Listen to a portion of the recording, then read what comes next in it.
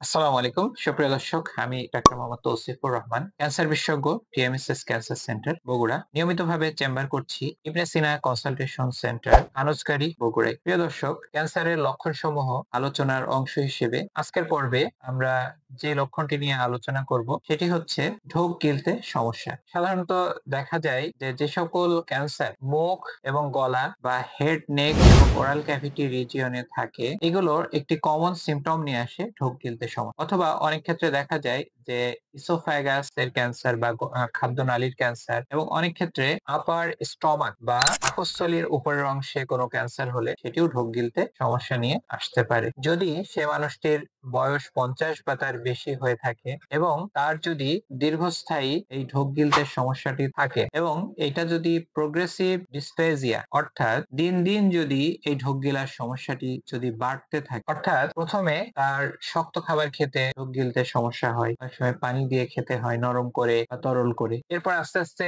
Semi solid food বা অর্ধশক্ত নরম খাবারেও তার ঢোক গিলতে অসুবিধা হয়। আবার একটি পর্যায়ে দেখা যায় যে সে তরল খাবারও খেতে পারছে না। তো এরকম যদি তার দিন দিন যদি ঢোক গিলার সমস্যাটি বাড়তে থাকে, তাহলে বুঝতে হবে যে তাকে অবশ্যই পরীক্ষা নিরীক্ষা করা প্রয়োজন এবং তার কোনো ধরনের ক্যান্সার হলেও হতে পারে। তো প্রিয় দর্শক, আজকে আমরা জানলাম যে ঢোক গিলার সমস্যা কতগুলো ক্যান্সারের লক্ষণ হিসেবে প্রকাশ পেতে পারে। তো প্রিয় দর্শক, ক্যান্সার একটি প্রতিরোধযোগ্য এবং নিরাময়যোগ্য রোগ। যদি যথাসময়ে আমরা এটি অ্যানালাইসিস করতে পারি এবং যথাযথ ব্যবস্থা গ্রহণ করতে পারি। প্রিয় দর্শক, আজকে আমরা যে জিনিসটি জানলাম, নিজে সচেতন হই, পরিবার এবং সমাজকে সচেতন করি। আমার আপনার সকলের ঐকান্তিক প্রচেষ্টায় দূর হোক ক্যান্সার চিকিৎসার সকল অন্তরায়। সবাই ভালো থাকবেন। সবাইকে অসংখ্য ধন্যবাদ। আসসালামু আলাইকুম।